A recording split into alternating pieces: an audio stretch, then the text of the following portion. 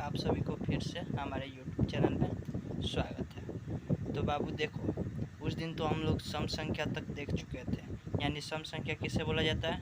जिससे दो से जो संख्या दो से विभाजित हो जाए वो सम संख्या होता है। ठीक है, उसका लिंक हम डिस्क्रिप्शन में दे देंगे, वहाँ से जाकर देख सकते हैं आप लोग। आज आगे बढ़ा जाए। ठीक है, आज है बाबू क्या? विषम संख्या। ठीक है बाबू, विषम संख्या क्या होता है यहाँ पे ही समझने वाली बात है। तो सम में होता था बाबू क्या है? जो दो से विभाजित हो जाए वो सम है। तो इसमें उसका उल्टा कर देना है। ठीक है, यानी जो दो वैसी संख्या जो दो से विभाजित न हो उसे क्या बोलेंगे बाबू? विषम संख्या बोलेंगे। जैसे मैं 1 3 5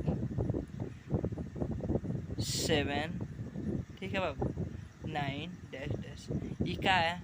विषम संख्या है। ठीक है, क्या एक दो से विभाजित होगा? नहीं होगा। तीन भी दो से विभाजित नहीं होगा। विभाजित होना मतलब क्या? कटेगा नहीं। यानी तीन में दो से भाग देंगे तो पूरा नहीं कटेगा। दशमलव में हो सकेगा, हाँ दशमलव में कट जाएगा, लेकिन पूरा विभाजित क्या होगा? नहीं होगा। ठीक है, तो यही संख्या क्या है? विषम संख्या है। ठीक है, अब चलो बाबू आगे हम बढ़ते हैं। विषम संख्या आशा करता हूँ समझ में आ गया होगा। चलो आगे देखते हैं क्या? भाज्य संख्या।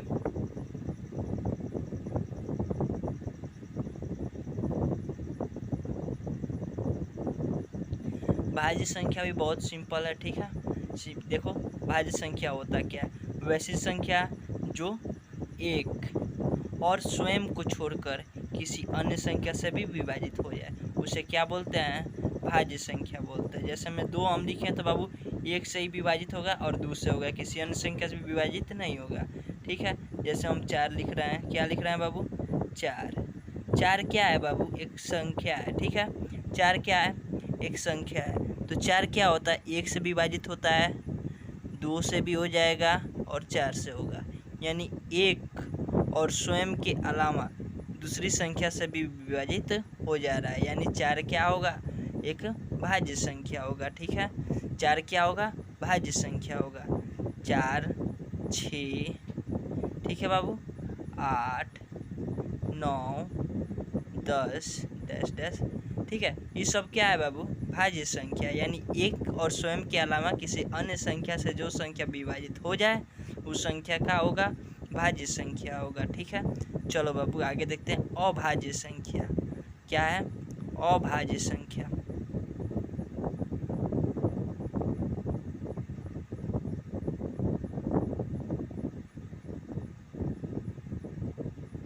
चलो इसको क्या करना है? भाज्य के उल्टा बोल देना है। ठीक है, भाज्य क्या होता है बाबू? एक और स्वयं के अलावा किसी और संख्या से विभाजित हो जाता है। लेकिन अभाज्य क्या होता है?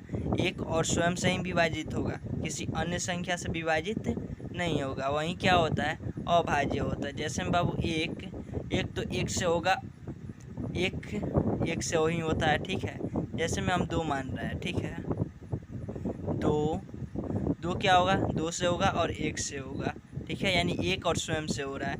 3, ये भी क्या होगा? 1 से और 3 से होगा, यानी एक और स्वयं से हो रहा है। ये क्या है बाबू? अभाज्य है। जैसे में 5, ये भी 1 और 5 से हो रहा है, यानी ये भी क्या है? अभाज्य है। ठीक है, 7 डैश डैश। ठीक है, ये क्या है बाबू? ये सब है अभाज्य संख्या। चलो आगे आता है, जानते हो क्या? अभाज्य संख्या। चलो उसे भी देख लेते हैं। अभाज्य संख्या होता क्या है? आशा करता हूँ कि अभाज्य संख्या समझ में आ गया होगा। आगे है अभाज्य संख्या। ठीक है बाबू, अभाज्य संख्या क्या होता है? इसमें 2 संख्या शामिल होता है। कितना संख्या बाबू? 2 संख्या शामिल होगा जिस। ठीक है, वो दोनों संख्या में उभयनिष्ठ मान कितना होना चाहिए? 1 होना चाहिए। एक और केवल एक ही होना चाहिए। तो क्या हो जाएगा?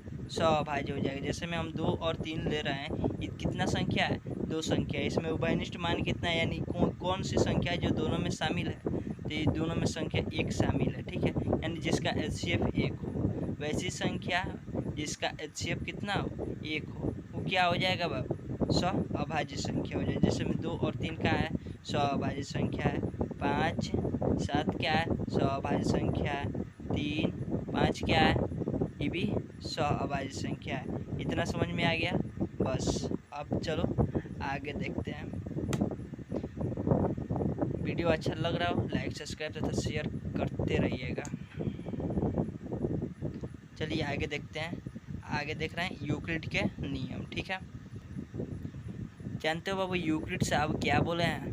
कोई संख्या ए और बी दिया हो तो क्या यूक्लिड के नियम से हम क्या क्यू और आर को क्या करते हैं? निकालते हैं। ठीक है, तो क्या कैसे निकलेगा बाबू? यूक्लिड का नियम होता है ए बराबर बी क्यू प्लस आर। इतना है ना समझ में? आर क्या होता है? आर क्या होता है? तो आर 0 से बड़ा होता है या बराबर होता है, लेकिन बी से क्या होता है? छोटा होता है। ठीक है, आर क्या होता है बाबू? 0 से बड़ा या बराबर और बी से छोटा होता है। अब देखो बाबू क्या आया, इतना तो समझ में आ गया। अब देखो, अब इसी से क्या करना है? हल करना है। अब देखो HCF निकालना है यूक्लिड के नियम से।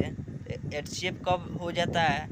यदि R 0 के बराबर ना हो तो उसे क्या करेंगे? यूक्लिड के नियम से और विभाजित करते जाएंगे। जब R 0 के बराबर हो जाएगा तो जो B के स्थान पे आएगा बाबू वहीं क्या हो जाएगा? हमारा HCF हो जाएगा। जैसे मैं एक एग्जाम्पल में समझा दे रहा है, देख लीजिए। एक जैसे में देखो बाबू, एक जैसे में लिख रहे हैं 8,20।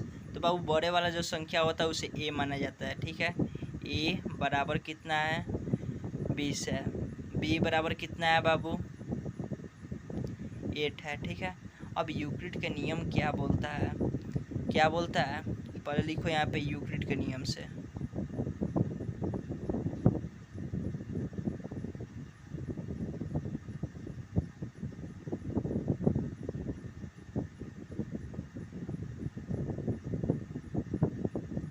ठीक है, यूक्लिड के नियम से। यूक्लिड के नियम बोलता है ए बराबर बी क्यू प्लस आर।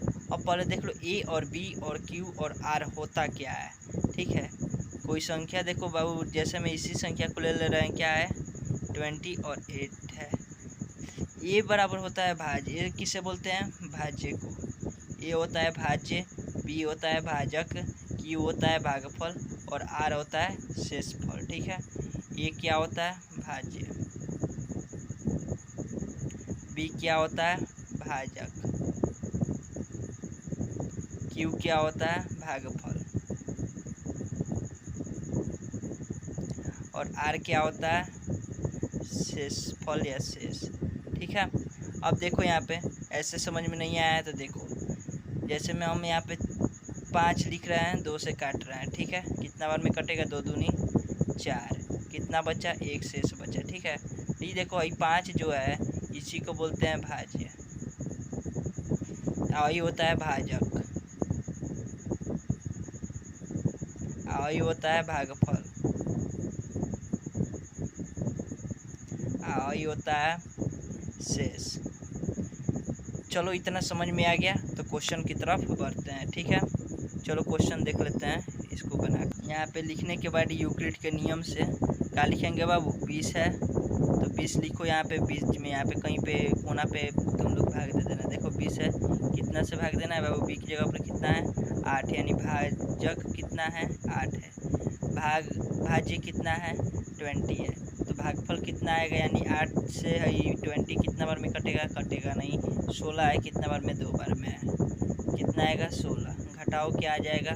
4। यानी इसे बोलते हैं ए, बी, इसे बोलते हैं क्यू और इसे बोलते हैं आर। तो एक जगह पर कितना है बाबू? 20 है।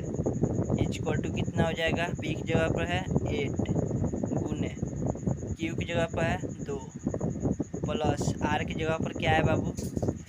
4 है तो 4। इतना है समझ में? बस, अब कुछ नहीं करना है। यहाँ पे लिख देना r is not equal to 0। इसलिए ए बराबर, अब आर को ए बी मान लेना है और बी को ए मान लेना है। ठीक है, इसको क्या करना है? आर को बी और बी को ए मान लेना है। ए बराबर कितना है? 8 और बी बराबर कितना है बाबू? 4। ठीक है, फिर लिखना है क्या? यूक्लिड के नियम से।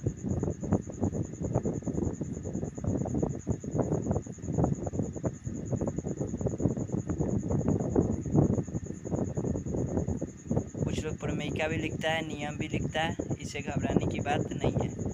एल्गोरिथम में भी लिखता है, बात सबका एक ही होगा। ठीक है, तो देखो बाबू यूक्लिड के नियम से क्या हो जाएगा, फिर लिखो ए की जगह पर कितना है बाबू 8 है, बी की जगह पर कितना है 4, 4 के पारा में 8 कितना बार में 2 बार में, 2 से कट जाएगा, शेष कितना बचा बाबू 0। यहाँ पे लिखो r इक्वल टू 0, इसलिए देखो यहाँ पे 20 था और कितना था बाबू 8 था, इसका HCF कितना हो जाएगा, जो बाबू बी की जगह पे है वहीं क्या होगा HCF होगा, बी की जगह पर कितना है 4 है, तो इसका HCF कितना हो जाएगा 4 हो जाएगा। आया समझ में? चलो ठीक है, इसे हम लोग को कितना में क्लास 8 में ही पढ़ना था। ठीक है, 8 वाला थोड़ा थ्योरी बता देते हैं। ठीक है, क्वेश्चन क्या है 20 और 8 है। ठीक है, 8 वाला बता दे रहा है, देखो 8 से हम लोग काटते थे किसको 20 को। ठीक है, कितना बार में बाबू कटेगा 2 बार में कट जाएगा, कितना आएगा 16, घटाओ 4। ठीक है, अब क्या करते थे बाबू, इसको घेरते थे, इसको लाकर बीच में लाते थे। अब देखो हम ट्रिक बता रहे हैं। ठीक है, 8 से क्या कर 8 बोल रहा है 20 को, आज हम तुम्हें काटेंगे। ठीक है, 8 20 को काट रहा है, किससे 2 बार में काट दिया, इसको 20 को काट दिया, 4 बच गया। अभी क्या हुआ, खिसिया गया पूरा और बोला कि तूने काटा हमें, हम भी तुम्हें छोड़ेंगे नहीं। ठीक है, और क्या किया, खींच कर लाया इसको यहाँ पे, और क्या किया, इसको भी भी क्या कर दिया, काट दिया। काटा तो क्या हुआ, ये साफा साफी काटिए दिया।